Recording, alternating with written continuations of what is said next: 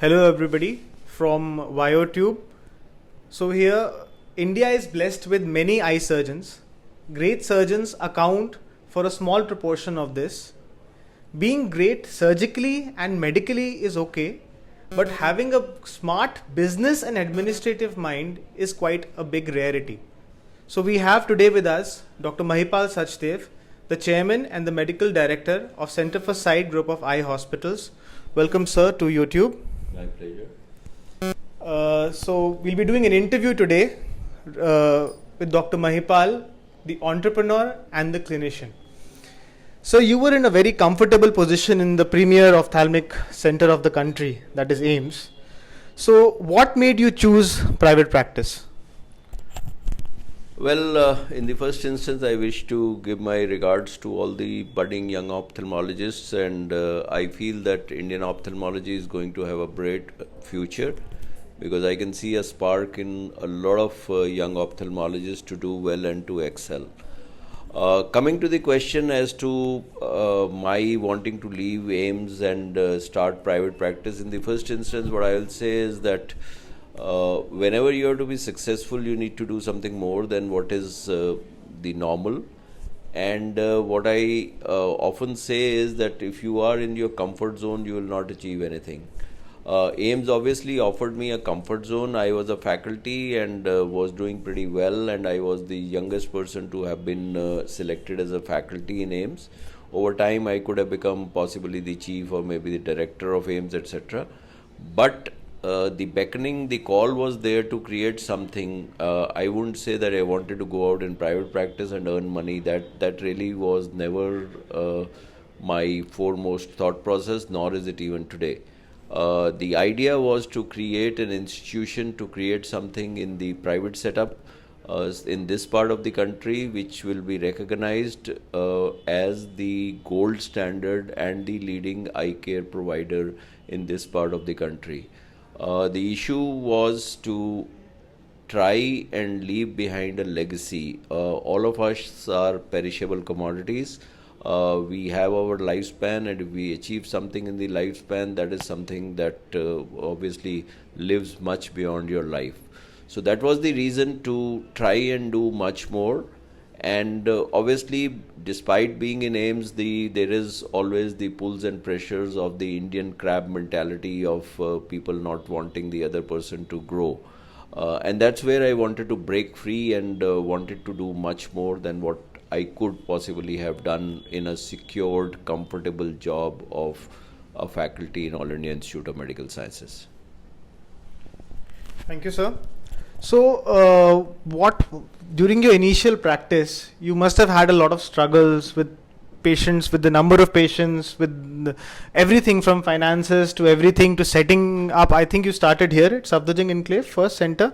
So, what was that experience like? How to get over that emotional trauma, or that, or to get through, or basically to scrape through that tough period? How was that tough period for you, sir? Okay, so basically, you will be surprised when I give you an answer. I never had a tough period, I would say. I think I had a strong belief in my surgical skills, and I had a strong belief that I should be able to give results in then a new technology called phacoemulsification. I possibly wanted to ride the boom, or I would say as the first mover advantage of doing phacoemulsification. I had joined Indraprastha Apollo Hospital as a backup. The point is that we were living in a joint family. We still live in a joint family. And what was very clear was my wife was also working, that God forbid, even if I don't do well, I'm not going to die hungry. And that's something that I want you young people to have a entrepreneurial skill in you, to take the risks, because there is no gain without a risk. I didn't have any significant pain. That first day I sat in private practice, I booked a cataract. And I was totally unprepared for that. And then there was a friend of mine, I told him to actually do a mock trial as to how the surgeries were done. But you need to plan, and when I was leaving, I did plan, and I did make as to my projections as to where I would be. And I had planned that I would be doing about 30 cataracts a month after 3 years of practice. And I think in the first month, 15 or 20 days, that was the month of March, which is a heavy season, I think I did about 25 cataracts. So that was the amount of miscalculation I had. So the point is that I don't think I went through a lot of trials and tribulations, etc. I had joined Indraprastha Apollo, which had the rest of the equipment. So initially I had a top-line microscope and a top-line phacoemulsification system, and plus the routine examination. I didn't have any YAG laser or double frequency laser or fluorescein angiography. At that time we didn't have OCTs. In 1996 there weren't any OCTs, and a B scan. All those things were available in Apollo Hospital. And also in due course of time we went on and put a LASIK laser in Apollo Hospital. So equipment wise we were there, and the numbers were there. Apollo was a growing institution. It had actually just started in 1996, and within 3 months of my joining Apollo, I did the surgery of the chairman of Apollo, Dr. Pratap Reddy. So I had a great time there. I had a great time in practice, and whatever I earned I kept on reinvesting. Somehow, with the grace of God, I did not have to wait for patients to come in, and I pushed myself to the limit, and also pushed the technology that I was doing to the limit. The only thing is where I think I went through a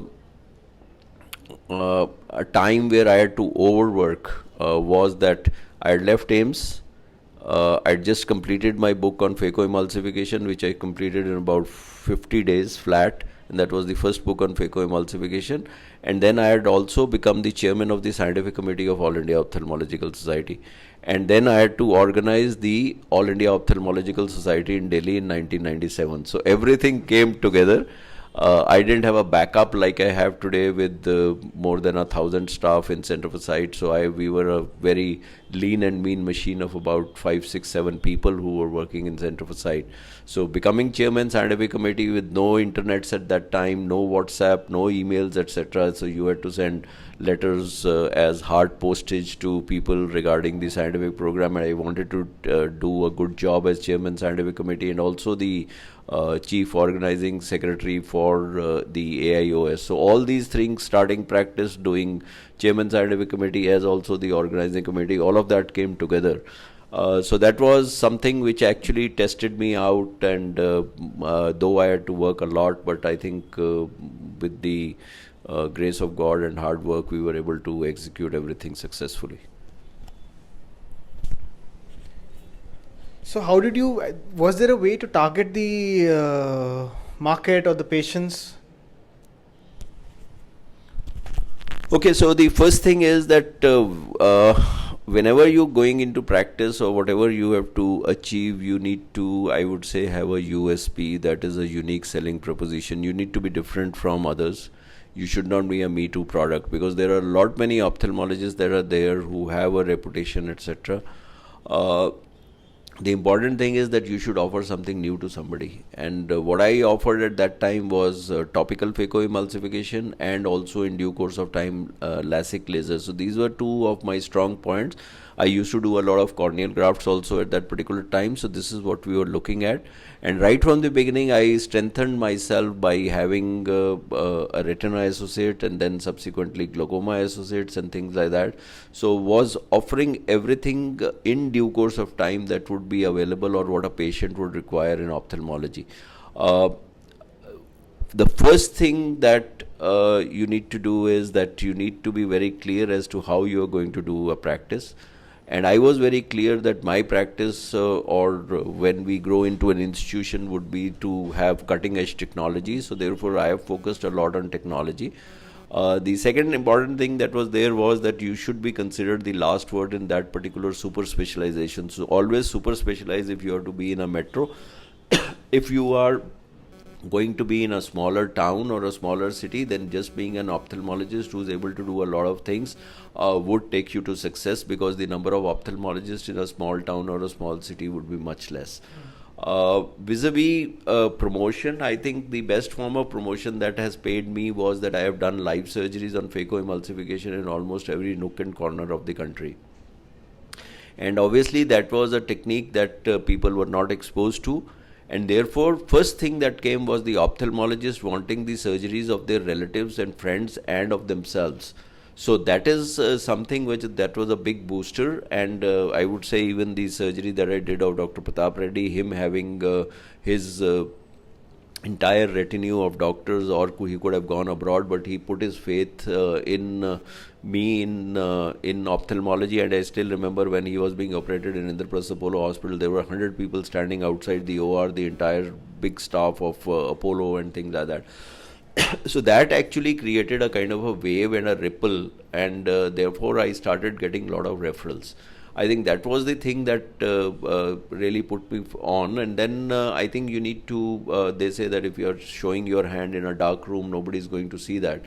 So you need to, you needed to make yourself known to the public also. And touch wood, because it was a new technology that was happening, there were some write-ups in the newspapers, etc., and then some public lectures, etc. So all those things added up in creating awareness.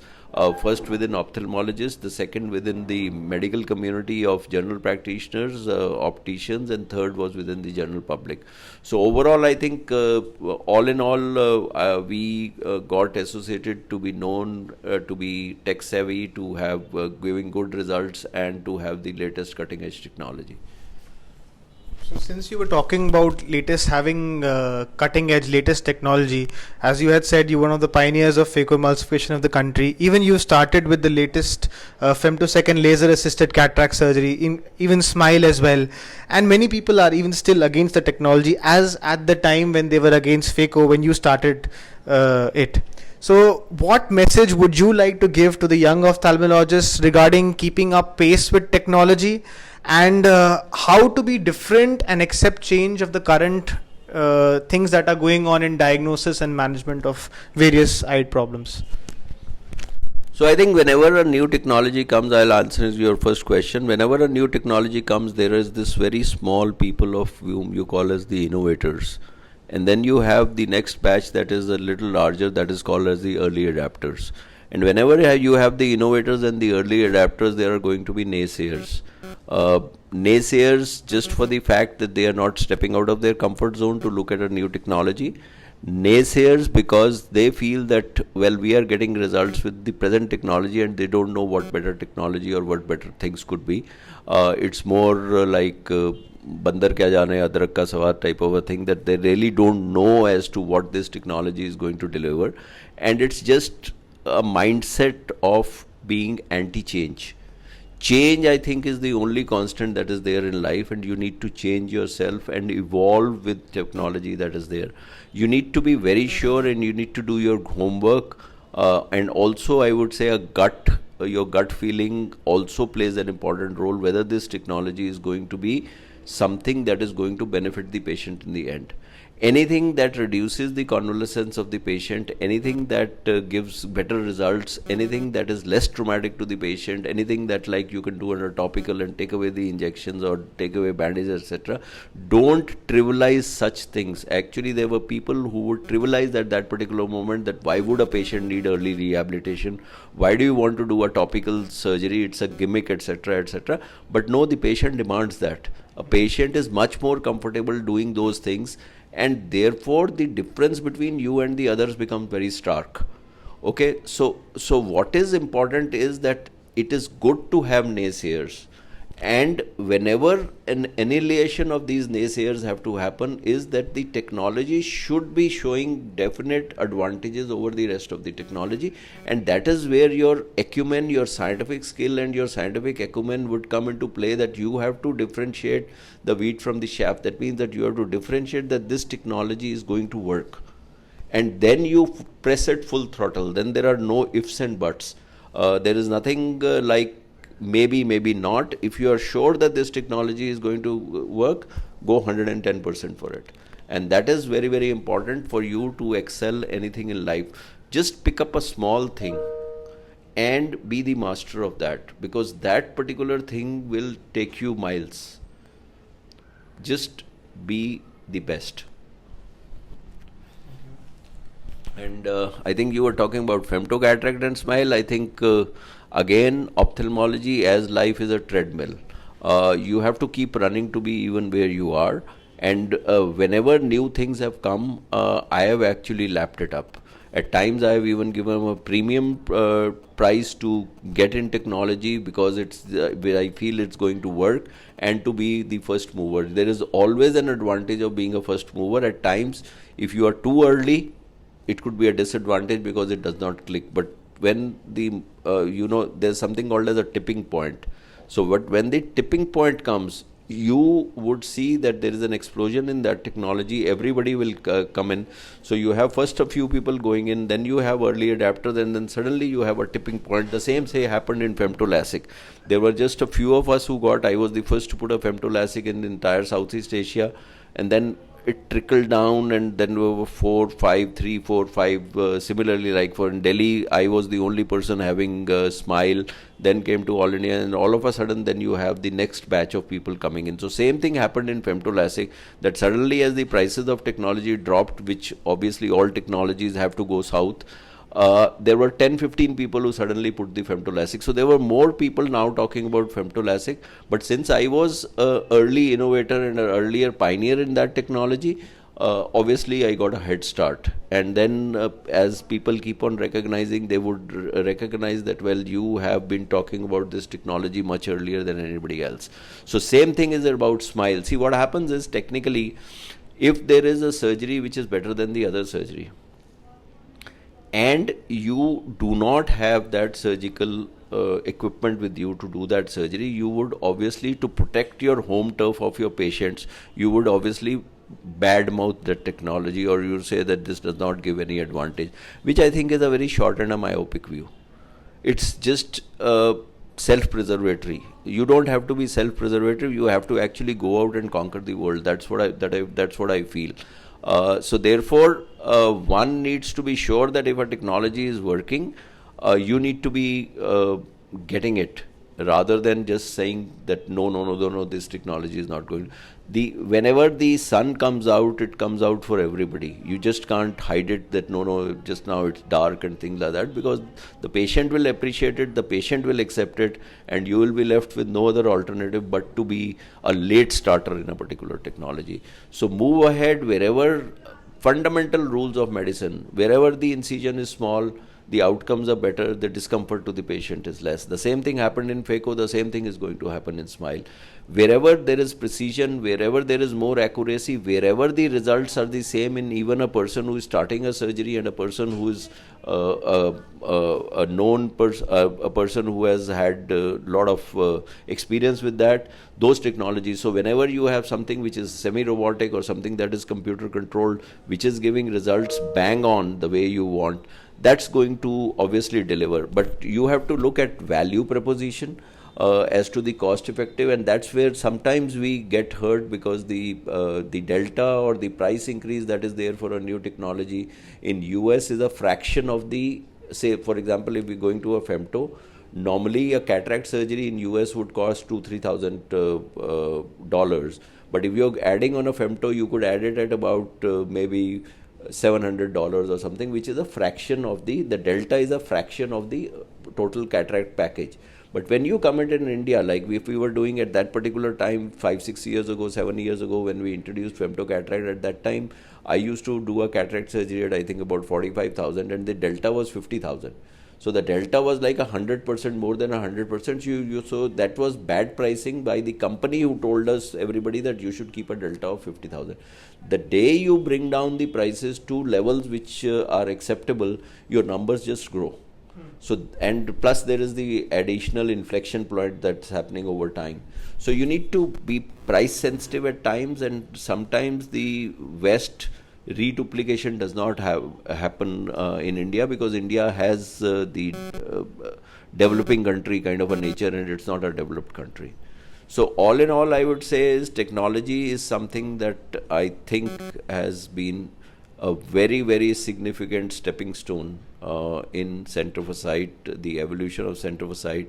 But I think having good quality clinicians and sincere, dedicated hard work are the other pillars on which we are where we are today.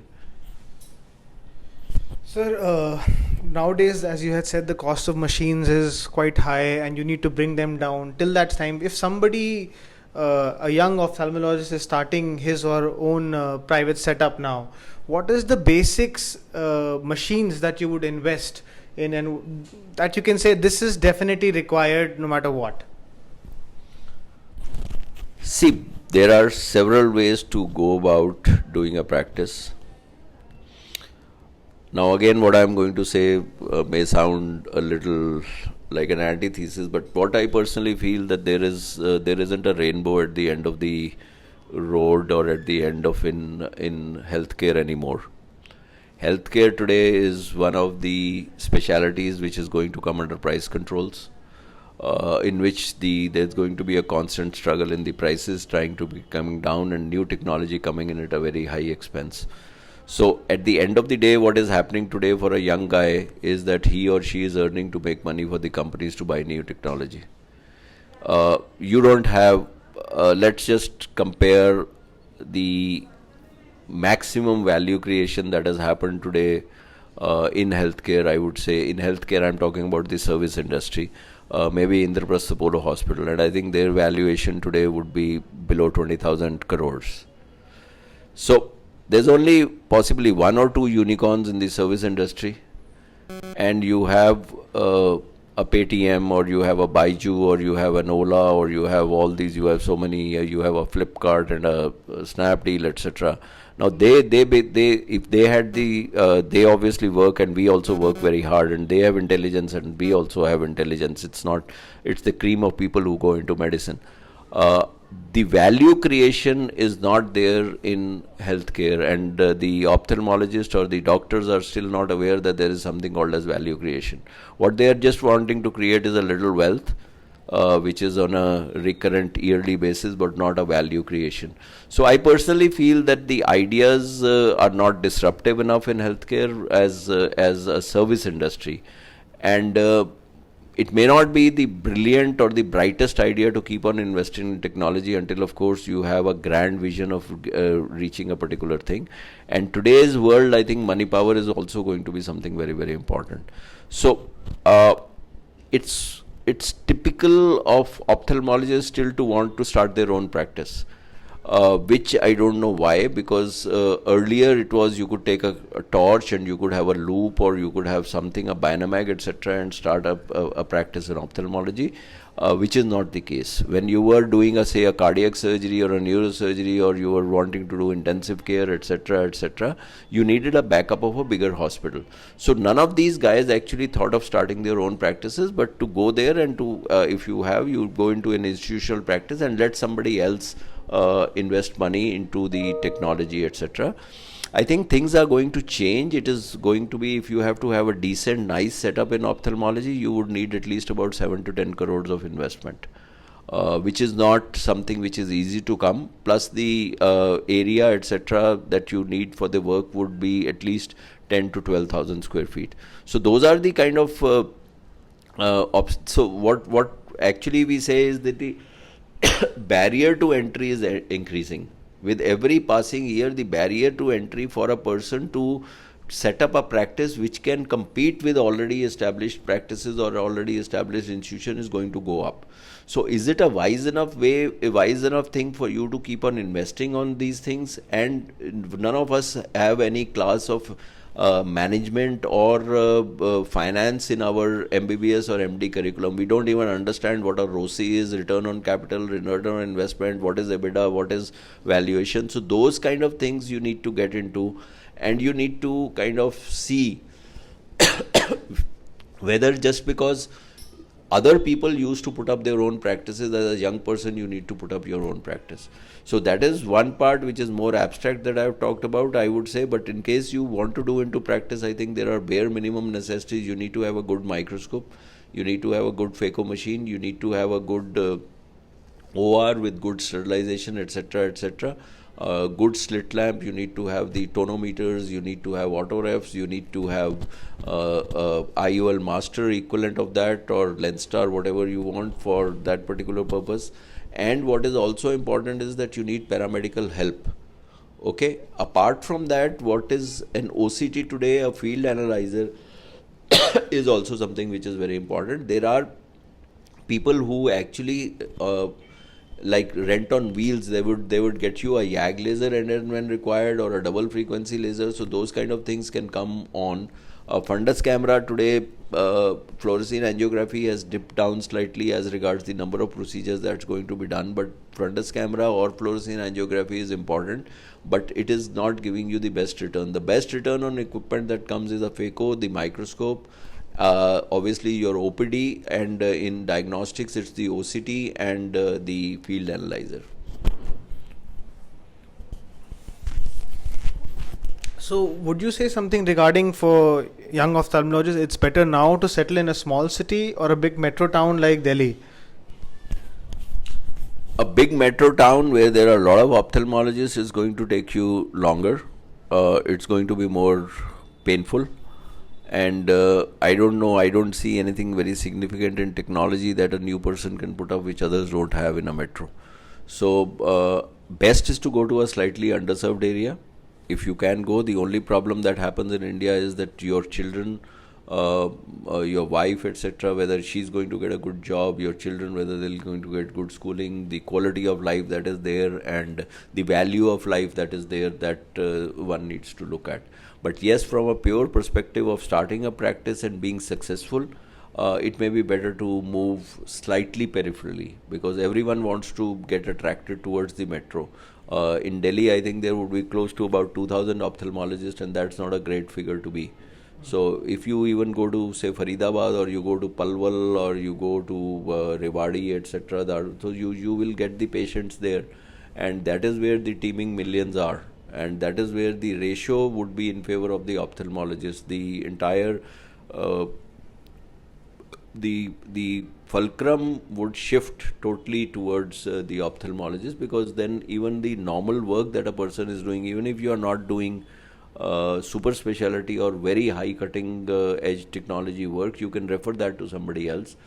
But the majority, cataract still remains 80% for an institution like Center for Sight. It's less than 50% of our surgical load, but for a normal normal ophthalmological practice, it's more than 80%. So you need to be good in just doing a cataract and be in a slightly mid-peripheral or a small town. Regarding investment, when do you think is the right time to upgrade, or how much of the percentage of your revenue would you actually like to invest in this upcoming technology or anything that you want to get better in the hospital? Well, for me, I would say I would invest and reinvest everything into my practice, and that's what I've done. My bank balance is critically near to nothing. If you have to be successful, you have to be unifocal. You have to be absolutely focused on one particular point, and that is growth. And for growth, you need to put in everything as investment. Now, how much percentage is essentially going to be a factor of what your family cushion is? Whether you have a house of your own, whether your family, your wife is working, your parents, you're living in a joint. But then I think I'm not the best person to do that, because I have been totally lopsided vis-a-vis that, because I've invested everything in my business of ophthalmology, and you need to actually look at a financial consultant and say as to what percentage should be invested or not. But if you are hungry for growth and you have faith in what you are doing, you would be constantly investing, because there is no limit in kind of investing in the profession or in the service industry that we are in. So better to go to a financial consultant in this part of the discussion. Sir, how do you balance ethics with business? I think there is something which I would say there is something which was used by Dr. Devashish, which sticks to my mind. There is good money and there is bad money. Good money is what making money is not bad. Making money the right way is what is good, and that is what is good money. So ethics is something very important, that if I hired an external agency about 10 years ago, I think, to look at what is the brand value or what are the values of center of sight. And this that person, the brand agency went outside of center of sight, within center of sight, within the employees of all grades, and there were 4 pillars that came out. The first pillar was that you should be giving honest clinical opinion, and that's something that is very, very important. The second was efficiency, precision, compassion, and integrity. Actually, the 4 are the integrity, that means honest clinical opinion. We have always stuck to saying, see, a person always window shops. You cannot tell a person that you have a disease, because in ophthalmology, all diseases can easily be found out as to what you are by just looking at the patient. So if you are giving a wrong opinion, you are likely to do much more patients than gain if you keep on giving the honest opinion. Honest opinion is time consuming, is something that takes longer, but then this word of mouth is very, very strong. So integrity has to be your DNA, that you will not tell a patient something wrong that is not required. But then I would say honest practice ethics is that if that patient requires a particular surgery, and just because you are not spending time with that person to convert, and you're letting that person go dissatisfied, this person doesn't see confidence in you, that would be something incorrect. So you have to be very clear that your opinion has to be correct, but your conversion has to be good. The second thing is that what I told you was compassion. Never ever should you not remain compassionate. I think the bigger you grow, the more compassion should come in you, whether it is for your peers, whether it's for your colleagues, whether it's for your staff, or whether it's for your patients. So I think from a patient perspective, you should have compassion, and that is something which pays in the long run. And precision and efficiency, that means that whatever you are doing should be very precise, but above all, it should be efficient. You have to have a classical example of efficiency, I would say, within the big NGOs is Arvind Eye Care. The efficiency should be seen and perceived, that not even a minute should be wasted. You should not have false actions. Whatever you are doing has to be pointed, it has to be very clear, and it should be cut, this has to be done. And you should actually be evolving to save even 10 seconds, 15 seconds out of every small little step that you are doing in a surgery. Because time, after all, is value, and there is the efficiency that needs to be brought into the entire system. I don't like lackadaisical people walking into the hospital with their hands in their pocket and doing like this. When you are going into the hospital or this thing, you should be sleeves rolled up as if you are going into a war cry, into a battlefield. And that's where you have to actually maximize your output in the minimum amount of time. So these are a couple of things that you should grow. I think that's part of it comes from within. It's the genoon or the passion that you have to have. And you need to be emotional about about what you're doing. If passion to do a particular thing and emotions come together, I think that's the perfect blend. Sir, nowadays a lot of permissions that are coming up. Do you feel like, since this is also an NABH accredited hospital, do you feel now NABH is going to be mandatory for the future? Because as it is, it's expensive. It's bearing on the mind again more. It's costing money more. You have to invest a lot of it in it. So do you think it's going to be mandatory in the future, and one should start building in NABH guidelines? See, whenever there is growth and development of any country, systems will be brought in. It is good that there has to be quality control, there has to be systems, and there has to be accreditation. I personally feel at times there is a lot of paperwork which is not commensurate to the outcomes, but then there have to be certain systems. The chalta hai attitude needs to go. And that is where, as there is evolution of everything, so there has to be small little incremental steps of improvement. Why is it that Japan made it big after the war? They follow a simple rule called as Kaizen. Kaizen means small little incremental steps of improvement to take you towards perfection. And that's what's going to happen. I 100% foresee the government imposing in new things like Clinical Establishment Act, etc., NABH or equivalent going to be compulsory. If you look at good institutions, even though NABH was not compulsory or JCI etc. is not compulsory, there is an urge from within the institution to kind of go and achieve that particular thing because it raises your bar. So if you have to excel, you will ultimately have to follow these systems which will be implemented. So it's better, like today, if I have to do like an AHU etc. in some of my centers, I have to do some brain damage to find out as to how I'll be able to do it now. It is better that you should be future ready, and that's what my guidance to you guys would be, that be future ready. It's always better to prepare beforehand and have a plan which is going to actually insulate you from anticipated problems that are going to happen, or not problems, I would say anticipated laws or permissions etc. that have to happen. Now, biomedical waste, if we have to look at the community at large, it is important that there isn't biomedical waste that is scattered around everywhere. And if today biomedical waste is being asked for people to adhere to biomedical waste, I don't think it's something wrong. It's good for the good of the society. So therefore, there are these things which are going to come, but they will come at a cost. And that's where a few minutes ago, that's what I said.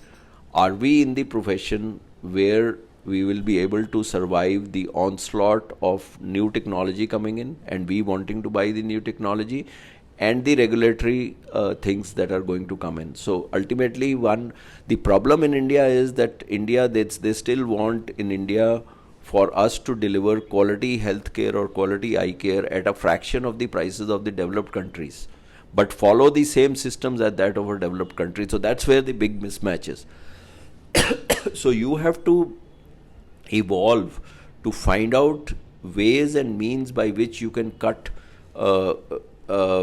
without actually cutting corners, but actually slice away the fat or the flab from anything that you are going to do, so that you still can get that margin to remain viable, to remain afloat, and to be profitable, to keep your entire hospital or your practice flourishing. Any tips for learning administrative work? I think, first of all, the biggest tip is that you should be prepared to adapt, to change, and to be hungry for doing new things. The important thing is that you should be coachable at all ages. That is very, very important, because we think that हमने तो MBBS कर लिया, MD कर लिया, या जो कुछ भी है, तो we know everything. You know something about something, but you don't know everything about everything, that's for sure. So you need to be somebody who has to be coachable. That means that you need to learn. There is a lot of ground learning that is there. Actually, you learn as you grow on your job. So that is actually administration, I think, is a lot of man management. It's only how egos of one person or another person go and attack, or the other important thing is how do you actually, when you hire somebody, how do you do a career path for that person, because for them that is very, very important. You have to manage the time. Multi-purposing, multitasking is something which is very important that you have to learn, and it may not be a bad idea to read certain books. You can just now in the digital space you can get everything. Attend certain lectures, attend something on man management. That is if you are wanting to do everything yourself. It's best to outsource. If you can't afford full-time people, you can actually outsource, because there are people or agencies which do better job than you can do. Get the trivia and the frivolous things out of your brain, so that you can concentrate on a particular thing that is there. You need to build a team. That is something very, very important, and that obviously comes with time. Initially, you have to have multi-purpose people and to multitask. But keep learning as you grow. Read books. Listen to, now you have a lot of these talks that are there. You have even TED Talks to kind of motivate your staff or to yourself and those kind of things. But you need to actually know a little bit about what all needs to be done. But at the end of the day, if you have an organization which has to grow, you have to decentralize, make a team, and have heads of various support functions. So, any message that you would like to give to the young ophthalmologists of India and the world? I think couple of messages, not too many, but the first thing is that if you love what you're doing, be an ophthalmologist. If you don't love what you're doing, the journey has to be a happy journey. It should not be a journey where you're looking at the destination right at the end. Through the entire journey of being an ophthalmologist, you need to be happy. And if you don't like being an ophthalmologist, you don't like operating, you don't like giving sight to people, you don't like talking to patients, I would say it's not too late to get out of the profession and change it. So that's the first thing that I would wish to say.